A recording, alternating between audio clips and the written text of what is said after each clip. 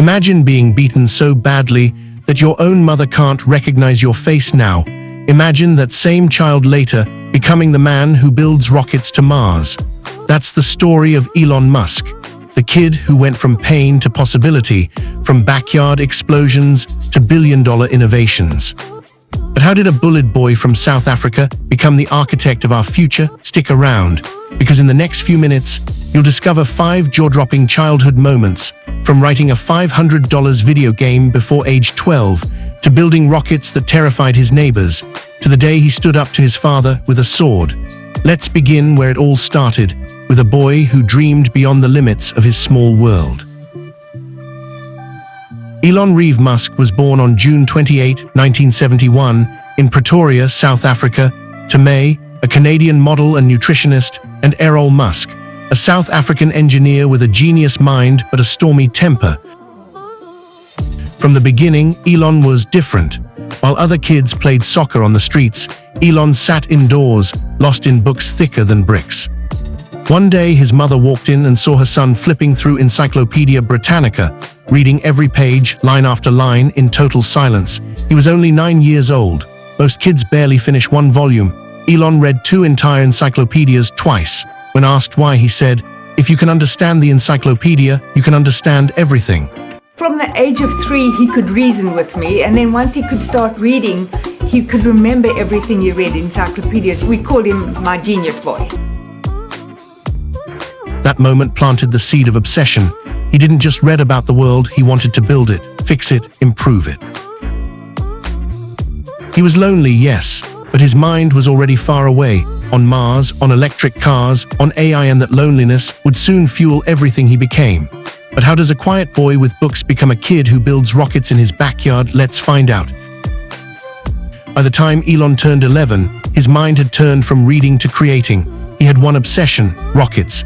He studied how propulsion worked, read about NASA's Saturn V, and soon started building his own. With no adult supervision, no safety gear, and a heart full of curiosity, Elon mixed chemicals, taped wires, and launched homemade model rockets into the sky. The explosions were loud enough to shake the neighborhood. His mother thought he'd blow up the house. One time, the rocket burned part of their garden fence, and Elon calmly said, "Mom, next time I'll calculate the thrust better." Didn't stop. Every failure taught him something new about physics, chemistry, and perseverance. That's when his teachers started calling him the little inventor.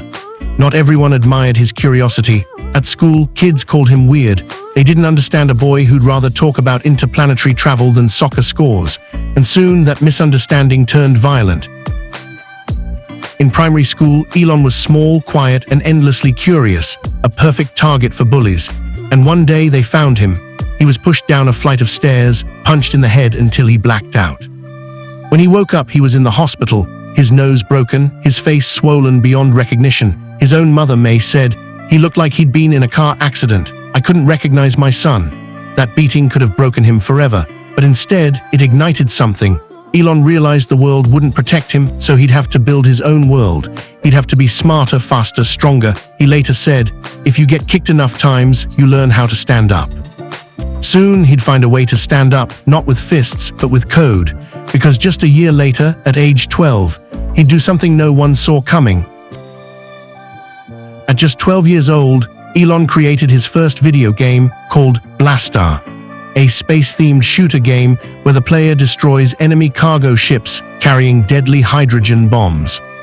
He coded the entire game himself, in BASIC, using a computer called the Commodore VIC-20. Remember, this was the 1980s. No Google, no YouTube tutorials, no teachers who knew what coding even meant. And yet Elon figured it out, line by line. He mailed the finished code to a tech magazine called PC and Office Technology, who published it, and paid him $500. That was Elon's first ever paycheck, earned not by chores or jobs, but by creating something from pure imagination. To him, that $500 wasn't just money, it was proof that even a kid, alone, bullied, and misunderstood, could create value in the world. But that victory didn't erase the darkness at home, because Elon's biggest challenge wasn't at school. It lived under the same roof. Elon rarely talks about his father, Elon Musk, But when he does, it's clear the pain still echoes. Errol was a brilliant engineer, yes, but also a man of temper, control, and emotional cruelty. Elon once said, "He's good at making life miserable." It was mental torture. It was one moment that still shocks people today. When Elon was just 5 years old, during one of his father's angry outbursts, Elon felt cornered, helpless. In desperation, he grabbed a sword from the wall. He pointed it at his father and said nothing, just stood there, shaking. Errol looked at him, coldly smiled and said, "Go ahead." Elon dropped the sword. He ran to his room and cried. That moment changed him. He learned that fear couldn't be defeated by weapons, only by building something stronger than fear itself. He poured all that pain into learning, creating, and dreaming. If he couldn't control the world he was born into, he would build a new one. And that's exactly what he did. By his teenage years, Elon had already mapped out his dreams: space travel, electric vehicles, artificial intelligence. While his classmates chased fun, Elon chased the future. He'd stay up all night sketching rocket engines, reading about propulsion, or figuring out how to make solar energy more efficient. He even wrote a paper in high school about colonizing Mars long before SpaceX ever existed. People laughed, but he didn't care, because deep down he knew something most people didn't. The world rewards those who stay curious, and Elon Musk was endlessly curious. Those bruises, they became armor. Those rockets that failed, they became SpaceX. That lonely boy reading encyclopedias, he became the man who builds the future of humanity. Every painful chapter of Elon's childhood became a blueprint for greatness. The curiosity that got him bullied became his superpower. The isolation that made him lonely became his focus. The sword that represented fear became his strength to stand alone against the world. So when you see Elon Musk today launching rockets, building electric cars, creating AI, remember, it all began with a boy who refused to stop asking questions. Elon Musk's story isn't just about intelligence. It's about endurance, curiosity, and believing that pain can be fuel. He taught us that your loneliness can become your greatest focus. Your failures are the tuition for your success. And your pain, if you let it, can push you beyond the ordinary. He didn't have special powers. He had an unshakable obsession to understand how things work and how they could work better. If a 12-year-old boy with a bruised face and a broken nose can build a $500 game and dream of Mars, what could you build if you stopped being afraid? Elon Musk's story reminds us, greatness doesn't start in a boardroom. It starts in a small room with a curious child and a big dream. If this story inspired you, hit that like button to help more dreamers find it.